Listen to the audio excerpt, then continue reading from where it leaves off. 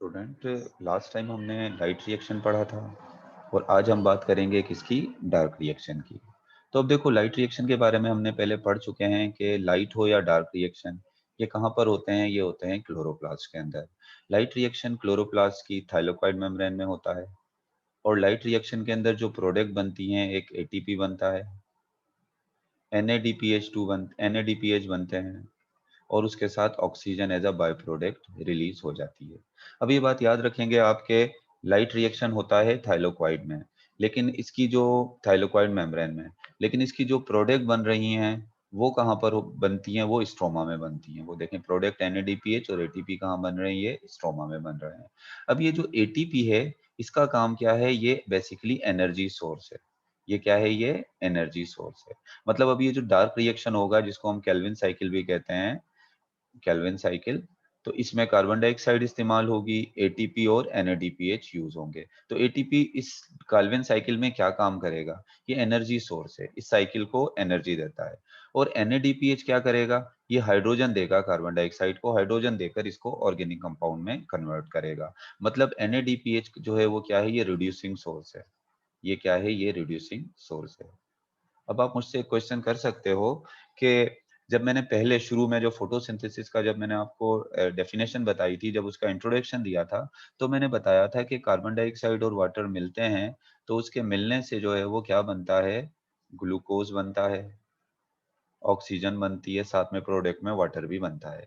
और उसमें मैंने आपको बताया था कि ये जो ग्लूकोज बनती है, इस ग्लूकोज में जो हाइड्रोजन आते हैं ये वाटर से आते हैं, कार्बन जो है वो कार्बन डाइऑक्साइड से आती है, और उसके साथ ऑक्सीजन भी वाटर से रिलीज होते हैं। लेकिन अब मैं ये कह रहा हूँ कि इससे जो केल्विन साइकिल में जो ऑर्गेनिक कंपाउंड बनेगा, उसको जो हाइड्रोजन है वो कौन देगा? NADPH। तो बात असल में ये है कि इस NADPH के पास जो हाइड्रोजन आते हैं, ये हाइड्रोजन वाटर के ही आते हैं। आपको पता होगा फोटोलाइसिस में वाटर टूटता है H और OH में, फिर अपने इलेक्ट्रॉन हाइड्रोजन जो है वो किसको दे देता है? वो दे देता है फोटोसिस्टम 2 को। बाकी जो ये हाइड्रोजन होते हैं वो थाइलाकोइड स्पेस से स्ट्रोमा में रिलीज हो जाते हैं। और ये जो NADP जो हाइड्रोजन लेता है वो कहाँ से लेता है? वो स्ट्रोमा से लेता है। और स्ट्रोमा में जितने भी हाइड्रोजन होते हैं वो वाटर के ही होते हैं। तो मतलब हम कह सकते हैं कि ये जो इनडायरेक्टली वाटर आया है, वो इनडायरेक्टली जो हाइड्रोजन मिला, वो किससे मिला है? वो वाटर से मिला है। क्योंकि NADPH के पास अपना जो वाटर NADPH ने जो हाइड्रोजन लिया है, ये वाटर का ही हाइड्रोजन है, और वाटर ही का हाइड्रोजन ये किसको देगा? कार्बन डाइऑक्साइड का। तो मतलब इनडायरेक्टली जो है वो वाटर ही जो है वो हाइड्रोजन दे रहा है ऑर्गेनिक कंपाउंड बनाने के लिए। तो चलो केल्विन साइकिल या डार्क रिएक्शन की थोड़ी सी डिटेल जो है वो देख लेते हैं। पहले तो देख लेते हैं कि आपकी बुक में क्या इंट्रोडक्शन दिया हुआ है डार्क रिएक्शन का। तो आपकी बुक कह रही है कि it does not require light directly, यानी लाइट इंडिपेंडेंट फेज या जो डार्क रिएक्शन है, इसको डायरेक्टली जो है वो लाइट की रिक्वायरमेंट नहीं है। तो it does not require light directly, therefore it is called dark reaction. इसी वजह से इसको हम क्या कह रहे हैं? डार्क रिएक्शन कह रहे हैं। This face require ATP NADPH2 and carbon dioxide. अब इसको लाइट तो नहीं चाहिए, लेकिन लाइट रिएक्शन की प्रोडक्ट तो चाहिए ना, ATP और NADPH। ये किसकी प्रोडक्ट हैं? ये लाइट रिएक्शन की प्रोडक्ट हैं। तो हम कह सकते हैं कि लाइट इंडिपेंडेंट रिएक्शन को डायरेक्टली तो लाइट नहीं चाहिए, लेकिन इनडायरेक्टली ये लाइट पर डिपेंड करता है। क्यों? क्योंकि इसको प्रोडक्ट चाहिए होती है किसकी? लाइट रिएक्शन की। The phase can occur at night. Dark reaction रात के टाइम हो सकता है, but product of light reaction are available at day time. लेकिन इस डार्क रिएक्शन को तो लाइट रिएक्शन की प्रोडक्ट चाहिए होती हैं, और लाइट रिएक्शन की प्रोडक्ट सिर्फ दिन के टाइम में मौजूद होती हैं। तो generally it take place at day time. तो इसी वजह से लाइट रिएक्शन कब होता है? दिन के टाइम होता है। अक्सर बच्चे जो इस डार्क रिएक्शन की वजह से ये समझ लेते हैं कि ये लाइट इंडिपेंडेंट फेज को हम डार्क रिएक्शन कह रहे हैं, तो कुछ बच्चे समझते हैं कि शायद ये रात के टाइम होता है। ऐसी बात नहीं है, ये भी दिन के टाइम ही होता है। असल में इसमें लाइट की डायरेक्ट रिक्वायरमेंट नहीं होती, तो इस वजह से इसको हमने डार्क रिएक्शन कह दिया है। Light independent phase is also called Calvin cycle. Light independent phase को हम केल्विन साइकिल भी कहते हैं। क्यों केल्विन साइकिल कहते हैं? क्योंकि इसके रिएक्शन को सबसे पहले जो लाइट इंडिपेंडेंट फेज में जो मेटाबॉलिक रिएक्शन होते हैं, जिनके जरिए कार्बन डाइऑक्साइड ऑर्गेनिक कंपाउंड या शुगर में कन्वर्ट होती है, उसको सबसे पहले एक्सप्लोर किया था मेल्विन कैल्विन ने और उसके कोवर्कर ने, एट यूनिवर्सिटी ऑफ कैलिफोर्निया। ये कैलिफोर्निया यूनिवर्सिटी से थे। तो इस वजह से हमने डार्क रिएक्शन को या लाइट इंडिपेंडेंट फेज को हम केल्विन साइकिल भी जो है वो कहते हैं। और इनको मेल्विन कैल्विन को इनके इस काम पर जो है वो क्या मिला था, नोबेल प्राइज भी मिला था 1961 में। तो इसका काम थोड़ा क्या था, मैं इनका सिंपली से इनका काम बता देता हूँ। इन्होंने काम क्या किया था, इन्होंने एक रेडियो एक्टिव कार्बन डाइऑक्साइड को यूज किया था डार्क रिएक्शन के लिए। और रेडियो एक्टिव, जब भी आप किसी को रेडियो एक्टिव जो होते हैं, उससे फायदा क्या होता है, उसको ट्रेस करना आसान हो जाता है। मतलब अब इस कार्बन डाइऑक्साइड को, जब रेडियो एक्टिव कार्बन डाइऑक्साइड को डार्क रिएक्शन में यूज किया, तो जो जो इससे कंपाउंड बनेंगे उन सब के अंदर वो रेडियो एक्टिव जो है वो कार्बन क्या होगा, मौजूद होगा। तो इस तरह से इन्होंने ट्रेस किया कि ये कार्बन डाइऑक्साइड किस किस तरीके से जो है वो कन्वर्ट होती है शुगर के अंदर, कौन कौन से मेटाबॉलिक रिएक्शन से गुजर कर। और उन्होंने जो अपना एक्सपेरिमेंट किया था वो एलजी पर किया था, एलजी की फोटोसिंथेसिस पर। इसके बाद कहता है कि Kelvin cycle term applied to series of metabolic reaction in which carbon dioxide reduced to produce sugar। यानी केल्विन साइकिल एक मेटाबॉलिक रिएक्शन है, उसके स्टेप्स हैं जिससे गुजरकर कार्बन डाइऑक्साइड रिड्यूस हो जाती है किसके अंदर, शुगर के अंदर, सिंपल शुगर में रिड्यूस हो जाती है। In some plant, in addition to Kelvin cycle, another metabolic pathway is also involved called C4 pathway। कुछ प्लांट्स ऐसे होते हैं जिनमें केल्विन साइकिल तो होती है, लेकिन केल्विन साइकिल के अलावा भी कार्बन डाइऑक्साइड फिक्सेशन का एक स्टेप, एक तरीका होता है जिसको कहते हैं C4 पाथवे। इसको आगे जब मैं आपको फोटो रेस्पिरेशन बताऊंगा ना, वहां पर डिस्कस करेंगे। लेकिन कुछ प्लांट्स ऐसे होते हैं in which only Calvin cycle occur during light reaction और डार्क डार्क रिएक्शन। यानी फोटोसिंथेसिस के अंदर उनके फोटोसिंथेसिस में सिर्फ कौन सी जो है वो साइकिल होती है, सिर्फ जो है वो केल्विन साइकिल ही होती है। कुछ प्लांट ऐसे होते हैं जिनकी फोटोसिंथेसिस में सिर्फ केल्विन साइकिल ही होती है, तो ऐसे प्लांट को हम C3 प्लांट कहते हैं। ये बात भी मैं आपको बताता हूँ, इनको C3 प्लांट क्यों कह रहे हैं और इनको C4 प्लांट क्यों कहा जाता है। इसको C3 प्लांट क्यों कहते हैं, इसको मैं आगे डिस्कस करता हूँ। तो ये तो जनरल सा इंट्रोडक्शन हो गया। इसके अलावा एक पॉइंट और नोट कर लें कि डार्क रिएक्शन होता किस जगह पर है। डार्क रिएक्शन टेक प्लेस या occur in stroma of chloroplast. Dark reaction कहाँ पर होता है, क्लोरोप्लास्ट के स्ट्रोमा में होता है। डार्क रिएक्शन या केल्विन साइकिल को 3 स्टेप में डिवाइड किया गया है। पहला स्टेप है कार्बन डाइऑक्साइड फिक्सेशन, दूसरा स्टेप है रिडक्शन और तीसरा स्टेप है regeneration of carbon dioxide acceptor. चले यहाँ देख लेते हैं। देखो अब क्या होता है, इसके स्टेप्स थोड़े से गौर से देखिएगा। अब कार्बन डाइऑक्साइड एंटर होती है किसमें, लाइट रिएक्शन में। तो कार्बन डाइऑक्साइड जैसे ही लाइट रिएक्शन में एंटर होती है, मतलब स्ट्रोमा में आती है, तो स्ट्रोमा में एक 5 कार्बन शुगर मौजूद होती है, 5 कार्बन वाली, 1 2 3 4 5, ये 5 कार्बन वाली एक शुगर है। और इस 5 कार्बन वाली शुगर को कहते हैं हम राइबोलोज बिसफॉस्फेट। सिंपली इसको RUBP भी कह सकते हैं, राइबोलोज बिसफॉस्फेट। इसमें 2 फॉस्फेट के एटम है, 2 फॉस्फेट हैं, इस वजह से इसको राइबोलोज बिसफॉस्फेट कह रहे हैं और ये 5 कार्बन वाली शुगर है। तो कार्बन डाइऑक्साइड जब एंटर हुई डार्क रिएक्शन में, तो स्ट्रोमा में राइबोलोज बाइफॉस्फेट पहले से मौजूद थी। कार्बन डाइऑक्साइड इसने क्या कर लिया, कार्बन डाइऑक्साइड को एक्सेप्ट कर लिया। अब एक और बात याद रखना कि कार्बन डाइऑक्साइड के 3 मॉलिक्यूल एंटर होते हैं किसमें, डार्क रिएक्शन में। एक कार्बन डाइऑक्साइड का मॉलिक्यूल ये हो गया, दूसरा ये हो गया, तीसरा ये हो गया। तो राइबोलोज बिसफॉस्फेट के मॉलिक्यूल भी कितने होंगे, 3 ही। एक राइबोलोज बिसफॉस्फेट का मॉलिक्यूल ये हो गया, एक ये हो गया, दूसरा ये हो गया और तीसरा ये हो गया। तो राइबोलोज बिसफॉस्फेट के मॉलिक्यूल भी कितने यूज हुए हैं, 3। अब क्या होता है, मैं 3 3, क्योंकि रिएक्शन तो सेम ही चलेगा, साइकिल भी सेम चलेंगी, तो मैं इसको 3 बार लिखने की मुझे जरूरत नहीं है। मैं इस साइकिल को थोड़ा सिंपल करने के लिए इस कार्बन डाइऑक्साइड के साथ यहाँ पर जो है मैं क्या लिख देता हूँ, यहाँ लगा देता हूँ 3। तो आप समझ जाओगे कि कार्बन डाइऑक्साइड के कितने मॉलिक्यूल यूज हो रहे हैं, 3। राइबोलोज बिसफॉस्फेट के साथ भी यहाँ 3 लगा देता हूँ, तो आप समझ जाओगे राइबोलोज बिसफॉस्फेट के भी कितने मॉलिक्यूल यूज हो रहे हैं, 3 मॉलिक्यूल जो हैं वो यूज हो रहे हैं। अब आप इधर देखें, सॉरी इसको मैंने इरेज हो गया, ये मुझे दोबारा ही, तो मैं यहाँ 3 लिख देता हूँ कार्बन डाइऑक्साइड के मॉलिक्यूल, और ये एंटर होते हैं डार्क रिएक्शन में। 3 मॉलिक्यूल होते हैं राइबोलोज बिसफॉस्फेट के। राइबोलोज बिसफॉस्फेट क्या है, 5 कार्बन वाली शुगर है। और इसके मिलने से, इन दोनों के मिलने से क्या बनेगा, इनके मिलने से बनेगा एक 6 कार्बन कंपाउंड, 6 कार्बन कंपाउंड। अब आप देखो, एक 5 कार्बन इसके पास पहले से थे, एक कार्बन इसके पास किसका आ गया, कार्बन डाइऑक्साइड का, तो इसके मिलने से क्या बन गया, ये 6 कार्बन कंपाउंड बन गया। तो ये 6 कार्बन कंपाउंड टोटल कितने बने होंगे, 3 ही तो बने होंगे, 3 6 कार्बन कंपाउंड। और कार्बन डाइऑक्साइड को राइबोलोज बिस्फोर्स के साथ मिलाने का या जिस रिएक्शन को कैटालाइज करने का काम एक एंजाइम करेगा, और उस एंजाइम को हम कहेंगे रूबिस्को। इस एंजाइम को हम क्या कहेंगे, रूबिस्को एंजाइम। एंजाइम्स प्रोटीन के बने हुए होते हैं, और कहा जाता है रूबिस्को एंजाइम दुनिया में पाए जाने वाला सबसे ज्यादा प्रोटीन जो है वो abundant protein, most abundant protein in nature जो है वो क्या है, रूबिस्को है। जैसे आपने पढ़ा होगा कि मोस्ट अबंडेंट कार्बोहाइड्रेट जो है वो क्या है, वो है सेलुलोज। इसी तरह मोस्ट अबंडेंट जो प्रोटीन है नेचर के अंदर वो रूबिस्को है। चलिए, ये हुआ कि कार्बन डाइऑक्साइड राइबोलोज बिसफॉस्फेट के साथ मिली और एक 6 कार्बन कंपाउंड बन गया।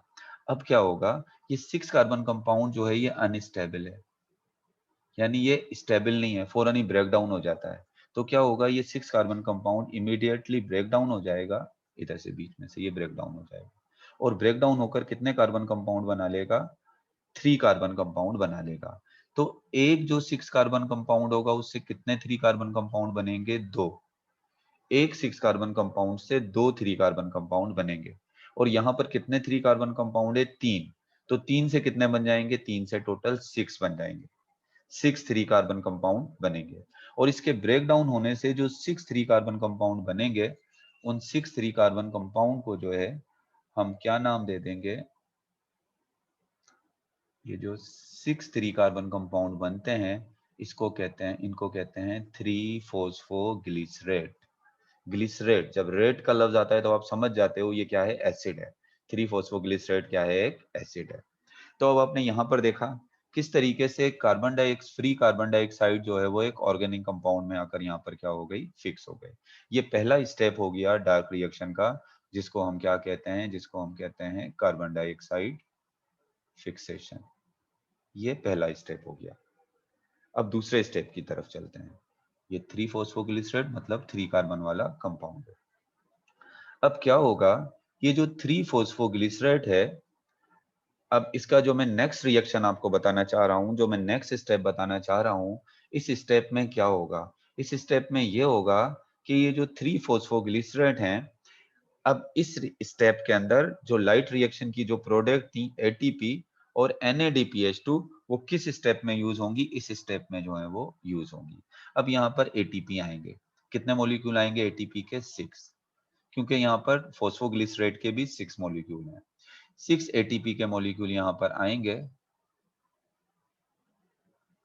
और अपना फॉस्फेट 3 फॉस्फोग्लिसरेट को देकर वापस चले जाएंगे, यानी एटीपी किस में कन्वर्ट हो जाएंगे, एडिनोसिन डाइफॉस्फेट में, क्योंकि अपना फॉस्फेट इन्होंने किसको दे दिया, 3 फॉस्फोग्लिसरेट को। अभी इसके कार्बन नंबर 3 के साथ फॉस्फेट लगा था, जब एटीपी ने भी इसको फॉस्फेट दे दिया तो अब इसके कार्बन नंबर 1 के साथ भी फॉस्फेट आ गया और कार्बन नंबर 3 के साथ भी फॉस्फेट आ गया। तो अब ये किस में कन्वर्ट हो गया, अब ये 3 फॉस्फोग्लिसरेट नहीं रहा। अब हम इसके लिए जो टर्म इस्तेमाल करेंगे, इसके लिए हम जो टर्म इस्तेमाल करेंगे वो होगी 1,3 बिसफॉस्फोग्लिसरेट, 1,3 बिसफॉस्फोग्लिसरेट आप इसको कहोगे। अब क्या होगा, मतलब समझ लें कि ये एटीपी का फॉस्फेट देना इसके आगे वाले रिएक्शन के लिए एनर्जी देना था, वो एनर्जी उसने दे दी। अब उसके बाद क्या होगा, जो नेक्स्ट स्टेप होगा, इस नेक्स्ट स्टेप में जो है वो इस्तेमाल होने जा रहा है NADPH, जो कि लाइट रिएक्शन में बना था। अब NADPH क्या करेगा, NADPH इस फॉस्फेट, इस 1,3 बिस फॉस्फेट को क्या देगा, अपना हाइड्रोजन दे देगा। जब NADPH अपना हाइड्रोजन इसको दे देगा तो ये तो खुद किस में कन्वर्ट हो जाएगा, खुद कन्वर्ट हो जाएगा NADP में। और ये जो 1,3 बिसफॉस्फोग्लिसरेट है, ये किस में कन्वर्ट हो जाएगा, ये कन्वर्ट हो जाएगा फॉस्फोग्लिसरल एल्डिहाइड, या इसको हम ग्लिसरल एल्डिहाइड 3 फॉस्फेट भी कहते हैं। और इस रिएक्शन के दौरान इसने जो फॉस्फेट एटीपी से फॉस्फेट लिया था, वो फॉस्फेट भी क्या हो जाएगा, वो रिलीज हो जाएगा। अब ये ADP और फॉस्फेट रह गए और ये NADP रह गया। अब दोबारा जाएंगे ये लाइट रिएक्शन में, ADP के साथ फॉस्फेट को मिलना है, अब ये दोबारा कहाँ चला जाएगा, लाइट रिएक्शन में। NADP भी लाइट रिएक्शन के की तरफ जाएगा NADPH में कन्वर्ट होने के लिए। मतलब जो चीज ATP फॉस्फेट लाया वो उसने दे दिया इसको, NADPH हाइड्रोजन लाया वो इसको देकर दोबारा कहाँ चले जाएंगे, अपने लाइट रिएक्शन में। अब यहाँ पर बना अब क्या, फोस्फोग्लिसिल एल्डिहाइड बन गए। अब आपको पता है फोस्फोग्लिसिल एल्डिहाइड के भी कितने मॉलिक्यूल बने होंगे, 6। अब इन 6 मॉलिक्यूल में से एक मॉलिक्यूल फोस्फोग्लिसिल एल्डिहाइड का या ग्लिसिल एल्डिहाइड 3 फॉस्फेट का इस साइकिल से निकल जाता है। एक मॉलिक्यूल जब इस साइकिल से निकल जाता है तो वो आगे चलकर क्या बनाएगा, ग्लूकोज। अब आप कहोगे फोस्फोग्लिसिल एल्डिहाइड तो 3 कार्बन कंपाउंड है और ग्लूकोज तो 6 कार्बन कंपाउंड है। तो ग्लूकोज बनाने के लिए एक फॉस्फोग्लिसिल एल्डिहाइड नहीं चाहिए होता है, 2 चाहिए होते हैं। यानी एक दफा ये साइकिल चल जाएगी, फिर दूसरी दफा ये साइकिल चलेगी, तो फिर क्या होगा, यानी केल्विन साइकिल के यही स्टेप, ये एक दफा चलें, फिर इसी साइकिल के यही स्टेप दूसरी दफा चलेंगे, फिर एक और फॉस्फोग्लिसिल एल्डिहाइड आएगा। वो दोनों फॉस्फोग्लिसिल एल्डिहाइड जो है वो क्या करेंगे, फिर वो एक ग्लूकोज का मॉलिक्यूल बनाएंगे। तो मतलब आप कह सकते हो कि एक ग्लिसिल एल्डिहाइड बनाने के लिए कितने कार्बन डाइऑक्साइड के मॉलिक्यूल चाहिए, 3। लेकिन ग्लूकोज बनाने के लिए कार्बन डाइऑक्साइड के मॉलिक्यूल कितने चाहिए, 6। 6 मॉलिक्यूल चाहिए, यानी 6 दफा इस तरह ये साइकिल चलेगे कार्बन डाइऑक्साइड के ये स्टेप। 6 दफा ये 6 टाइम ये स्टेप जो मैंने एक बार बना दिया है ये स्टेप, ये टोटल 6 टाइम ये स्टेप चलेंगे तब एक ग्लूकोज का मॉलिक्यूल बनेगा। चलो अब ये जो दूसरा स्टेप था ये कौन सा हो गया, ये हो गया रिडक्शन। अभी जो मैंने बताया ये स्टेप कौन सा हो गया, ये रिडक्शन वाला स्टेप हो गया। अब आ जाओ, 6 फॉस्फोग्लिसिल एल्डिहाइड में से एक फॉस्फोग्लिसिल एल्डिहाइड निकल गया साइकिल से, बाकी बच गए कितने, 5 फॉस्फोग्लिसरल एल्डिहाइड बच गए। अब क्या होगा, ये 5 फॉस्फोग्लिसरल एल्डिहाइड जो हैं वो 5 फॉस्फोग्लिसरल एल्डिहाइड का क्या होगा, अब ये 5 जो फॉस्फोग्लिसरल एल्डिहाइड हैं इनमें कार्बन कितने हैं, इनमें कार्बन है 15। एक फॉस्फोग्लिसरल एल्डिहाइड 3 कार्बन वाला कंपाउंड है और टोटल ये कितने फॉस्फोग्लिसरल एल्डिहाइड हैं, 5। तो टोटल कितने कार्बन इसमें हो गए, 15। 15 कार्बन टोटल हो गए, ये 5 फॉस्फोग्लिसरल एल्डिहाइड में टोटल 15 कार्बन है। अब क्या होगा इस साइकिल में, ये 15 कार्बन अपने आप को दोबारा रीअरेंज करेंगे, तो टूटेंगे फिर दोबारा मिलेंगे और उस तरीके से फिर ये क्या करेंगे, ये फॉस्फोग्लिसरल एल्डिहाइड जो है ये इसके कार्बन दोबारा रीअरेंज होकर 3 मॉलिक्यूल बना रहे लेंगे राइबोलोज राइबोलोज फॉस्फेट के मॉलिक्यूल बन जाएंगे, किसके, राइबोलोज फॉस्फेट के। और राइबोलोज फॉस्फेट कितने कार्बन वाला कंपाउंड है, 5 कार्बन वाला। इसमें 2 फॉस्फेट नहीं है, अभी एक फॉस्फेट है, इसी वजह से इसको राइबोलोज फॉस्फेट कह रहे हैं, राइबोलोज बिस फॉस्फेट नहीं कह रहे। तो इसके टोटल कितने, 3 और एक में 5 कार्बन है। तो इस 15 कार्बन को जब हम डिवाइड करेंगे किसके अंदर, 5 कार्बन कंपाउंड में, तो हर 5 कार्बन कंपाउंड अगर इससे हम बनाएंगे तो 3 जो है वो 5 कार्बन कंपाउंड टोटल कितने बनेंगे, 3। क्योंकि 3 को आप 15 से जब डिवाइड करेंगे तो कितने में हो रहा है, ये 3 आ रहा है। तो इसका मतलब 5 कार्बन वाले कितने कंपाउंड बनेंगे, 3 कंपाउंड बनेंगे। अब ये राइबोलोज फॉस्फेट है, राइबोलोज बिस फॉस्फेट नहीं है। इसको राइबोलोज बिस फॉस्फेट में कन्वर्ट करने के लिए क्या होगा, 3 मॉलिक्यूल्स आएंगे एटीपी के, और एटीपी के 3 मॉलिक्यूल इसको अपना फॉस्फेट देके खुद किस में कन्वर्ट हो जाएंगे, एडीपी के मॉलिक्यूल में कन्वर्ट हो जाएंगे। और इसको राइबोलोज फॉस्फेट को किस में कन्वर्ट कर देंगे, राइबोलोज बिस फॉस्फेट में। और ये आखिरी स्टेप भी यहाँ पर कंप्लीट हो जाएगा, जिसको हम कहेंगे regeneration of carbon dioxide acceptor. तो आप देखें यहाँ पर जो है ये साइकिल के मैंने 3 स्टेप जो डार्क रिएक्शन के हैं वो मैंने यहाँ पर आपको बता दिए। इधर देखें, सबसे पहले जिसको मैं रेड से शो कर रहा हूँ यहाँ से यहाँ तक, ये स्टेप कौन सा है, ये है कार्बन डाइऑक्साइड फिक्सेशन। उसके बाद येलो से जो शो कर रहा हूँ यहाँ से यहाँ तक, यहाँ से यहाँ तक का जो स्टेप है वो क्या है, वो है रिडक्शन। आपको पता है कि जब हम एसिड को जब रिड्यूस करते हैं तो उससे एल्डिहाइड बनते हैं। एल्डिहाइड को रिड्यूस करते हैं तो उससे अल्कोहल बन जाती है, या आपने ऑर्गेनिक केमिस्ट्री के अंदर जो है वो पढ़ा होगा। और जब हम एल्डिहाइड को ऑक्सीडाइज करते हैं तो उससे क्या बन जाते हैं, उससे एसिड बन जाते हैं। चल इसके बाद फिर फॉस्फोग्लिसरॉल एल्डिहाइड, इसके बाद जो लास्ट वाला जो स्टेप है जिसको मैं ब्लू से शो कर रहा हूँ, ये क्या है, ये लास्ट स्टेप है carbon dioxide, regeneration of carbon dioxide acceptor.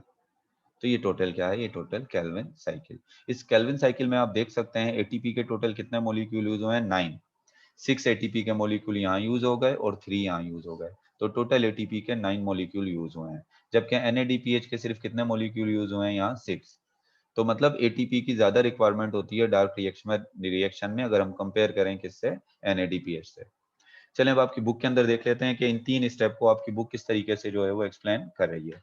तो देखें, सबसे पहले कहता है कि carbon dioxide fixation. Carbon dioxide fixation के अंदर इसमें कह रहा है कि carbon dioxide enter into Calvin cycle combine with a 5 carbon sugar called ribulose bisphosphate and form an unstable compound। अगर इस स्टेप को मैं रिएक्शन की सूरत में या रिएक्शन की फॉर्म में लिखूं तो 3 कार्बन डाइऑक्साइड के मॉलिक्यूल एंटर होते हैं किसमें, डार्क रिएक्शन में, और 3 ही राइबोलोज बिसफॉस्फेट के मॉलिक्यूल के साथ कंबाइन होते हैं, और इनके कंबाइन होने से 3 मॉलिक्यूल बन जाते हैं किसके, 6 कार्बन कंपाउंड के।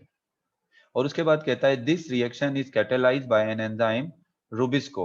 ये जो रिएक्शन कैटेलाइज करता है इसको एक एंजाइम करता है जिसको हम क्या कहते हैं, रुबिस्को। रुबिस्को का अगर फुल फॉर्म हम देखें तो ये है राइबोलोज बिसफॉस्फेट कार्बोऑक्सिलेज ऑक्सीजिनेज, इसका ये पूरा नाम है, राइबोलोज बिसफॉस्फेट कार्बोऑक्सिलेज ऑक्सीजिनेज। असल में कार्बोऑक्सिलेज और ऑक्सीजिनेज दोनों क्यों यूज किए गए, क्योंकि ये एंजाइम जो है वो कार्बन डाइऑक्साइड को भी राइबोलोज बिसफॉस्फेट के साथ मिलाता है केल्विन साइकिल में। अगर फोटो रेस्पिरेशन होगी तो ये ऑक्सीजन को राइबोलोज बिसफॉस्फेट के साथ मिलाता है, तो ये कार्बोऑक्सिलेज के तौर पे भी काम कर सकता है और ऑक्सीजनेज के तौर पे भी। यहाँ पर ये किसके तौर पे काम कर रहा है, कार्बोऑक्सिलेज के तौर पे।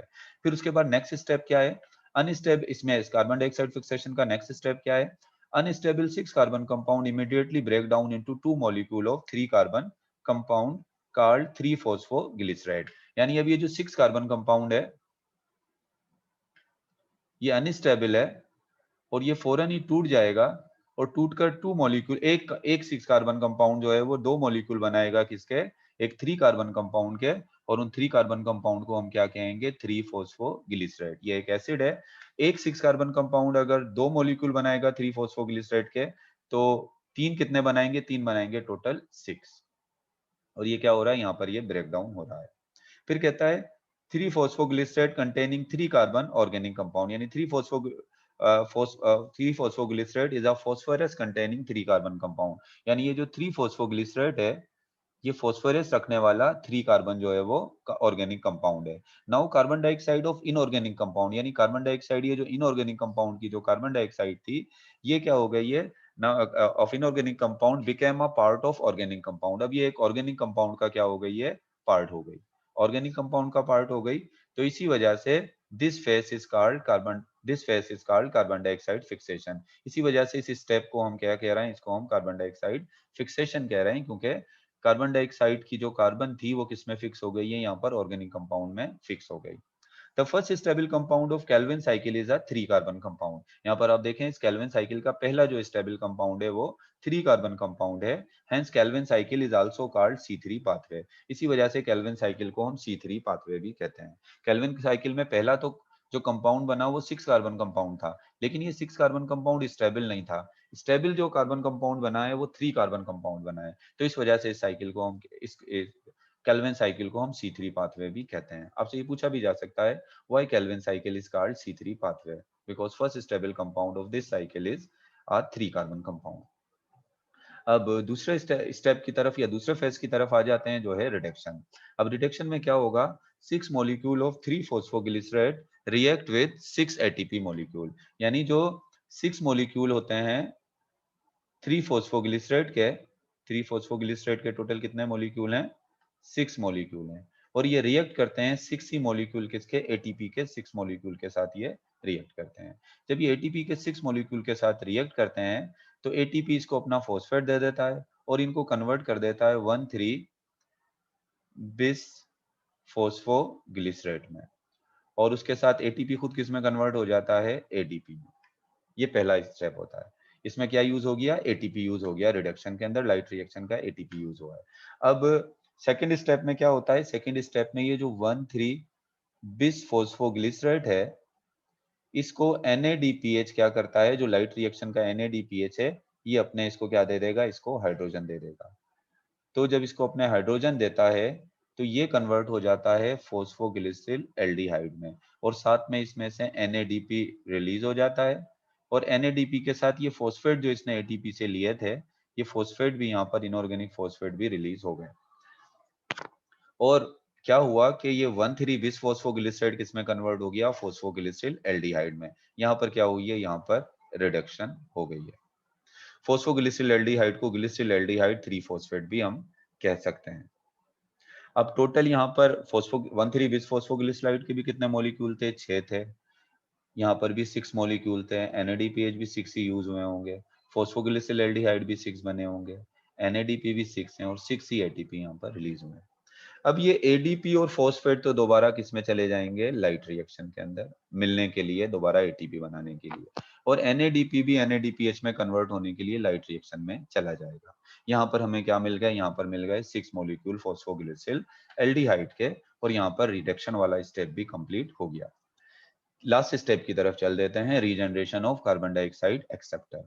अब द 5 मॉलिक्यूल ऑफ, अब क्या होता है इसमें, यहाँ पर जिस तरह लिखा हुआ है phosphate group, इसके बाद कहता है the phosphate group of 1,3 biphosphoglyceride is also given off, वो भी निकल जाएगा। टोटल 6 मॉलिक्यूल ऑफ फॉस्फोग्लिसराइल एल्डिहाइड और प्रोड्यूस, यानी टोटल कितने मॉलिक्यूल बने फॉस्फोग्लिसराइल एल्डिहाइड के, यहाँ पर 6 मॉलिक्यूल जो हैं वो फॉस्फोग्लिसराइल एल्डिहाइड के यहाँ पर प्रोड्यूस हो गए। But only 1 molecule release from cycle. अब वो जो मैंने आपको साइकिल बताई थी, उसमें से इस 6 में से एक मॉलिक्यूल इस साइकिल से निकल जाएगा। The rest of 5 molecule are used for regeneration of carbon dioxide acceptor। अब नेक्स्ट स्टेप में क्या होगा, बाकी जो 5 बच जाएंगे मॉलिक्यूल, 5 मॉलिक्यूल जो फॉस्फो ग्लिसरॉल एल्डिहाइड के जो बाकी 5 मॉलिक्यूल्स हैं, ये क्या होंगे, ये दोबारा अब क्या बनाएंगे, ये दोबारा बनाएंगे राइबोलोज बिसफॉस्फेट, यानी दोबारा राइबोलोज बिसफॉस्फेट जो स्टार्ट में यूज हो गया था वो दोबारा रीजनरेट होगा। The 5 molecule of glycerol aldehyde 3 phosphate, या इसको आप फॉस्फोग्लिसरॉल एल्डिहाइड भी कह सकते हो, undergo a series of reaction as a result 3 molecule of ribulose bisphosphate are produce. इसमें 3 मॉलिक्यूल प्रोड्यूस होंगे राइबोलोज बिसफॉस्फेट के। Each ribulose phosphate contain 5 carbon. हर राइबोलोज, अब देखो किस तरीके से ये कन्वर्ट होंगे। डायरेक्ट पहले राइबोलोज बिसफॉस्फेट नहीं बनेगा, डायरेक्ट राइबोलोज बिसफॉस्फेट नहीं बनेगा। पहले ये 5 फॉस्फोग्लिसराइल एल्डिहाइड के मॉलिक्यूल जो हैं वो इसके अंदर एल्डिहाइड, फॉस्फोग्लिसराइल एल्डिहाइड के अंदर मैंने आपको बताया था कार्बन टोटल कितने होंगे, 15 कार्बन है। ये 15 कार्बन ब्रेक डाउन होके दोबारा रीअरेंज होकर क्या करेंगे, 3 कार्बन वाला 3 कंपाउंड बनाएंगे 5 कार्बन वाले। वो 3 कंपाउंड जो 5 कार्बन वाले बनेंगे उसको कहेंगे राइबोलोज फॉस्फेट। राइबोलोज बाइफॉस्फेट नहीं बनेगा, ये बनेगा राइबोलोज फॉस्फेट। ये राइबोलोज फॉस्फेट 5 कार्बन वाला कंपाउंड है, इसमें कार्बन 5 हैं, और टोटल कंपाउंड कितने बनेंगे, 3। सही है ना। और ये कहां से बनेंगे, फॉस्फोग्लिसराइल एल्डिहाइड के कार्बन ही ब्रेक होकर यहाँ पर आए हैं। अब ये इसको राइबोलोज फॉस्फेट कह रहे हैं, क्योंकि इसमें अभी सिर्फ एक फॉस्फेट है। अब ये जो राइबोलोज फॉस्फेट है ना, जिसके कितने मॉलिक्यूल बने, 5, इस राइबोलोज फॉस्फेट को एटीपी, जो लाइट रिएक्शन वाले जो एटीपी हैं, 5 एटीपी आएंगे, वो इसको अपने फॉस्फेट दे देंगे। जब वो इसको अपने फॉस्फेट दे देंगे तो राइबोलोज फॉस्फेट कन्वर्ट हो जाएगा राइबोलोज बिस फॉस्फेट में, और एटीपी किस में कन्वर्ट हो जाएगा, एटीपी में। तो इस तरह से क्या होगा, दोबारा जो है वो राइबोलोज बिस फॉस्फेट जो है वो रीजनरेट हो गया। साइकिल हम कहते हैं इसी को है कि जहां से शुरू हुई उसी कंपाउंड पे आके दोबारा क्या हो गई, खत्म हो गई। जहां से स्टार्ट हुई वहीं पे खत्म हो गई। और इसकी आउटपुट क्या है, इसकी आउटपुट एक ट्रायोज फॉस्फोग्लिसराइल एल्डिहाइड है, और यही फॉस्फोग्लिसराइल एल्डिहाइड आगे चलकर क्या बनाएगा, ग्लूकोज। तो इसका मतलब ये होगा केल्विन साइकिल के अंदर ग्लूकोज नहीं बनती, केल्विन साइकिल में तो फॉस्फोग्लिसराइल एल्डिहाइड लास्ट में बनते हैं। आउटपुट जो है वो केल्विन साइकिल का फॉस्फोग्लिसराइल एल्डिहाइड है। फिर बाद में फॉस्फोग्लिसराइल एल्डिहाइड के अंदर मजीद जब रिएक्शन होते हैं, उस इसके बाद जो है वो किस में कन्वर्ट होता है, वो ग्लूकोज में कन्वर्ट होता है। चलो ओवरऑल प्रोसेस देख लेते हैं केल्विन साइकिल का, इसमें कितने एटीपी। तो number of molecule use in whole process of Calvin cycle में कितने, 3 कार्बन डाइऑक्साइड के मॉलिक्यूल यूज हुए हैं, 6 मॉलिक्यूल यूज हुए हैं NADPH के, और 9 मॉलिक्यूल यूज हुए हैं किसके, एटीपी के जो हैं वो यूज हुए हैं। तो it was all about dark reaction. ये हमने किसके बारे में पढ़ा, डार्क रिएक्शन, जिसको आप केल्विन साइकिल भी कह सकते हो, जिसको आप क्या कह सकते हो, जिसको आप जो है वो लाइट इंडिपेंडेंट रिएक्शन भी आप इसको कह सकते हो। अब नेक्स्ट जो हम लोगों ने पढ़ना है, हम लोग यहाँ पर फोटोसिंथेसिस का प्रोसेस पूरा कंप्लीट कर लिया। इसके बाद जो हमारे पास होगा, हम लोग रेस्पिरेशन पढ़ेंगे और उसके बाद फोटो रेस्पिरेशन। इस चैप्टर के अब 2 रिएक्शन हमने और देखने हैं, एक रेस्पिरेशन और उसके बाद हम देखेंगे फोटो रेस्पिरेशन। आज का लेक्चर फिर हम यहीं पर खत्म करते हैं।